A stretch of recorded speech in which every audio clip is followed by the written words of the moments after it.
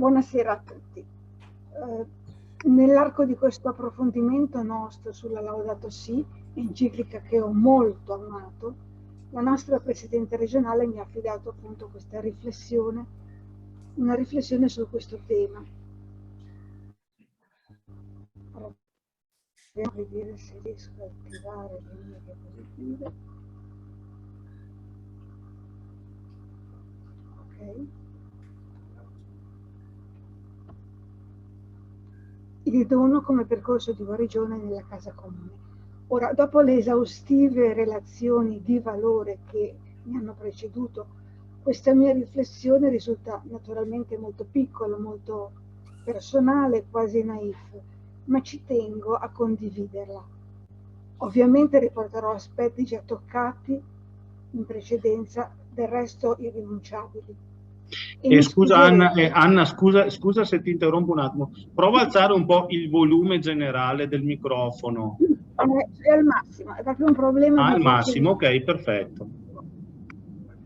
È al massimo. Proviamo un attimo. Quello che, tanto non ho detto niente di essenziale, dicevamo. Mi scuso perché la mia sarà una cosa molto piccola rispetto a quello di ieri e toccherò aspetti che sono già stati sfiorati. E mi scuserete ancora perché mi sono appuntata a queste poche righe, nel senso che ho bisogno di leggere per evitare di sperdermi, di fare sbavature. Nell'enciclica Laudato Si, Papa Francesco approfondisce le tematiche ambientali in relazione con la vita degli uomini a partire dagli ultimi. Mi sentite? Mi si sente? Sì, bene. Beh, già nell'introduzione il Papa proponeva gli assi portanti della sua riflessione: l'intima relazione con i poveri e la fragilità del pianeta, la convinzione che tutto nel mondo è intimamente connesso, l'invito a cercare altri modi di intendere l'economia e il progresso, il valore proprio di ogni creatura, la cultura dello scarto e la proposta di un nuovo stile di vita, quell'ecologia integrale che già ieri ci ha ben esplicitato il nostro primo relatore. L'enciclica partiva dai dati scientifici sul degrado ambientale per arrivare a una domanda globale sul futuro dell'umanità e del pianeta, domanda che non riguarda solo l'ambiente. Il problema dell'impoverimento dell'ambiente e il problema dei poveri debbono essere considerati e affrontati simultaneamente. Non bastano soluzioni tecniche, come il pur non semplice passaggio dalle energie inquinanti a energie pulite, ma occorre individuare e adottare livelli condivisi di consumo, nuove relazioni interpersonali basate sul riconoscimento del creato come dono e nuove vie di gestione dell'economia fondate su condivisione e reciproco scambio. Il quinto anniversario dell'enciclica Laudato Si ha coinciso con la crisi pandemica del coronavirus, rafforzandone il messaggio profetico e il ruolo di bussola per guidarci nel viaggio intrapreso verso la costruzione di un mondo più fraternamente fruibile. È un'opportunità, è l'opportunità per trasformare il nostro vissuto del mondo in accoglienza e uso di un dono che non diventi proprietà, ma luogo di comunione. Un nuovo mondo secondo la logica di solidarietà, di compassione, di relazione amorosa con la natura, nostra casa comune. L'interconnessione e l'interdipendenza tra tutti e ciascuno è ormai evidente.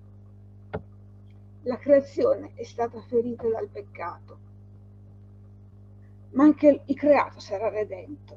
A quest'opera di redenzione della creazione l'uomo è chiamato a collaborare in un cammino di conversione, l'uomo custode della creazione.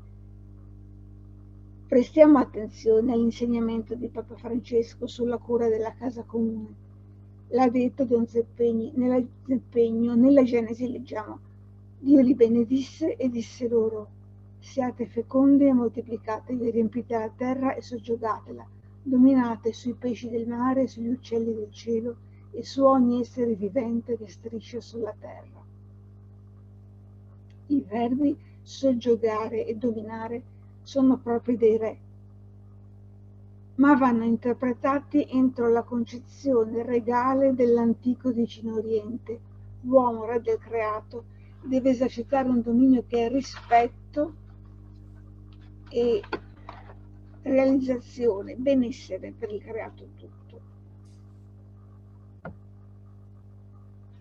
Purtroppo errori interpretativi hanno portato a considerare l'uomo quale dominatore assoluto. Il Papa afferma l'importanza di leggere i testi biblici nel loro contesto, rilevando come ci invitano a coltivare e custodire il giardino del mondo. In definitiva, ogni comunità può servirsi dei beni della terra, ma con il dovere di tutelarla e non depredarla. Del Signore è la terra e quanto essa contiene. I verbi coltivare, abad, e custodire, samar, significano altresì servire e osservare. Come diceva Ravasi, come rileva Ravasi, c'è un'alleanza con Dio che si esprime nell'azione quotidiana, nell'impegno di trasformazione del mondo. L'esistenza umana si basa su 3 relazioni fondamentali: con Dio, con il prossimo, con la terra. San Francesco incarna una sana relazione col creato come dimensione integrale della persona. E Papa Francesco evidenzia come l'uomo prenda continuamente a schiaffi la natura,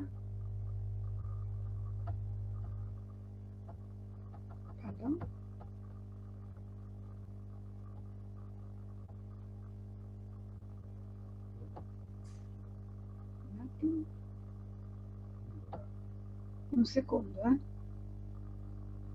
mi ero inceppata.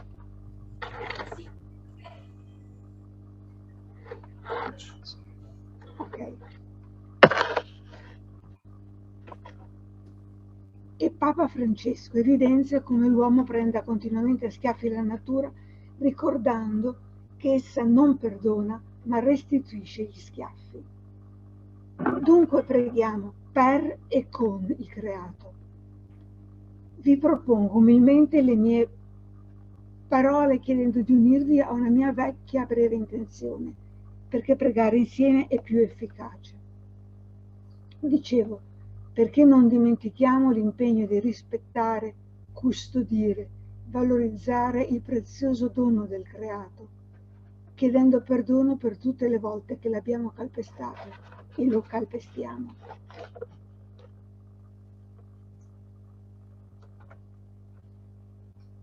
Siamo tanti singoli esseri umani, ma l'abbiamo detto, profondamente interconnessi.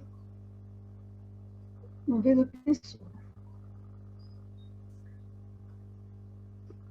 Sì, vai pure, ti si sente. Ok. Profondamente interconnessi, plasmati dalle nostre molteplici relazioni. Siamo tanto più utili e graditi agli altri quanto più cerchiamo di essere noi stessi. L'altro infatti avverte l'autenticità e anche la gioia per quei tanti o pochi frutti che portiamo. Nel senso che se ci curiamo di noi stessi facciamo il bene di chi ci è attorno. La cura delle nostre relazioni è presupposto a una vita di senso. Cura ha un significato importante, l'abbiamo visto ieri con Don Simone. È un percorso di vita, un continuo apprendimento, anche nell'esercizio della professione medica. Il lavoro su se stessi, la cura del proprio desiderio e della propria vocazione e della propria periferia, l'accoglienza di sé anche della parte più sconosciuta, la cura dei pensieri e delle azioni e delle parole e delle scelte. Sono quel lavoro che aiuta nella cura degli altri, malati e disabili e sofferenti in varia maniera. Nelle relazioni di cura integriamo i propri limiti, paure e sofferenze per entrare in contatto con bisogni e sofferenze altrui, malati e congiunti, bimbi morenti e loro genitori, giovani in rovina e parenti impotenti. Non resta che pregare Dio affinché ci aiuti a riconoscere quel messaggio di Gesù che dobbiamo dire con la vita. Già da studente universitario comprendevo come al di là dei problemi clinici e delle risposte tecniche ci fossero altre complesse esigenze, circa la necessità del diverso rapporto col paziente, circa il recuperare quell'essere medico che avevamo voluto, ma così diverso da quel fare il medico che ci trovavamo a vivere. Mi ponevo e ponevo domande.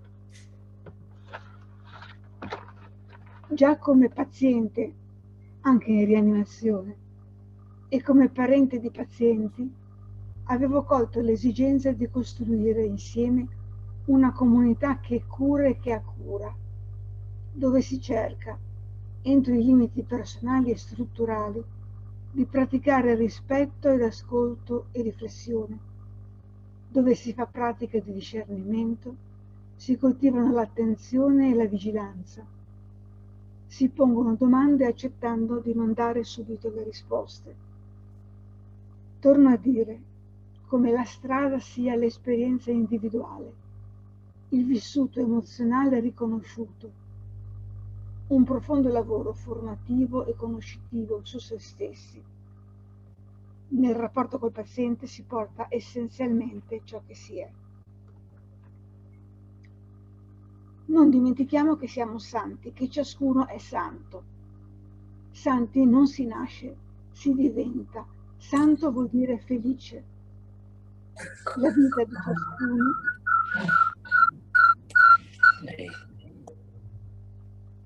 è un nodo complesso di potenzialità che si attuano nel tempo secondo percorsi di differente difficoltà.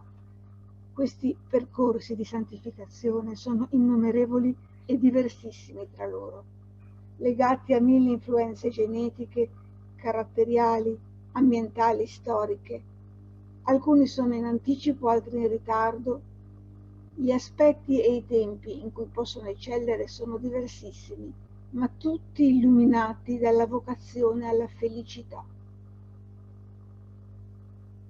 Profonda motivazione al dono viene al cristiano dalla sua fede trinitaria. La nostra casa comune, il pianeta Terra, riproduce simbolicamente la casa della Trinità, là dove la diversità è il fondamento dell'amore e della reciprocità.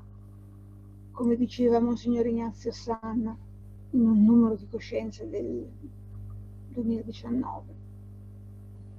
L'immagine più significante che i Vangeli ci mostrano di Gesù è quella di uomo per gli altri. Gesù è il testimone vivente del Dio Padre innamorato dell'uomo e amante della vita tutta. Il credente, a immagine di Cristo, accetta di vivere per gli altri e con gli altri, di essere per essi dono e di contribuire a ridurre divisione e competizione. Nella sua catechesi il Papa propone preparare il futuro insieme a Gesù che salva e guarisce. E come discepoli di Gesù ci siamo proprio di seguire i suoi passi optando per i poveri, ripensando l'uso dei beni e prendendoci cura della casa comune. Come ci mostra il Vangelo, Gesù quando guariva le malattie e le infermità fisiche, guariva anche lo spirito perdonando i peccati, perché Gesù sempre perdona. Così come i dolori sociali, includendo gli emarginati. Gesù, che rinnova e riconcilia ogni creatura, ci regala i doni necessari per amare e guarire come Lui sapeva fare, per prenderci cura di tutti, senza distinzione di razza, lingua e nazione. E qui la Fratelli Tutti sarà il massimo insegnamento. Affinché questo accada realmente, abbiamo bisogno di contemplare e apprezzare la bellezza di ogni essere umano e di ogni creatura. Siamo stati concepiti nel cuore di Dio. Ciascuno di noi è il frutto di un pensiero di Dio. Ciascuno di noi è voluto, ciascuno di noi è amato, ciascuno è necessario. E ogni creatura ha qualcosa da dirci del Dio creatore. Riconoscere tale verità e ringraziare per gli intimi legami della nostra comunione universale delle creature attiva una cura generosa e piena di tenerezza e ci aiuta anche a riconoscere Cristo presente nei nostri fratelli e sorelle poveri e sofferenti, a incontrarli e ascoltare il loro grido e il grido della terra che se ne fa eco. Così, mobilitati da questa chiamata, che reclama da noi un'altra rotta, reclama di cambiare, potremo contribuire al risanamento delle relazioni con i nostri doni e le nostre capacità. Potremo rigenerare la società e non ritornare alla cosiddetta normalità, che è una normalità ammalata. Era ammalata prima della pandemia e questa l'ha solo evidenziata. La normalità alla quale siamo chiamati è quella del regno di Dio, dove i ciechi riacquistano la vista, gli zoppi camminano, i lebbrosi sono purificati, i sordi odono, i morti risuscitano, ai poveri è annunciato il Vangelo. E nessuno fa il finto tonto guardando dall'altra parte. Questo è quello che dobbiamo fare per cambiare. Nella normalità del regno di Dio il pane arriva a tutti e ne avanza. L'organizzazione sociale si basa sul contribuire, condividere e distribuire, non sul possedere, escludere e accumulare. Il gesto che fa andare avanti una società, una famiglia, un quartiere, una città, è quello di dare, darsi, che non è fare... Si attaccano questi cosi?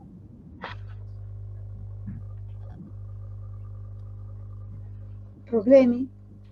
No, vai pure avanti, vai pure avanti.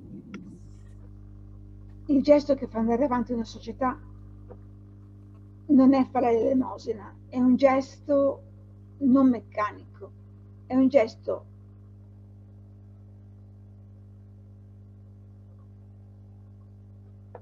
che allontana l'egoismo e l'ansia di possedere. Potremo uscire dalla crisi solo con la tenerezza, e la tenerezza è il segnale proprio della presenza di Gesù. Quell'avvicinarsi al prossimo per camminare, per guarire, per aiutare, per sacrificarsi per l'altro. E grazie. Grazie Anna.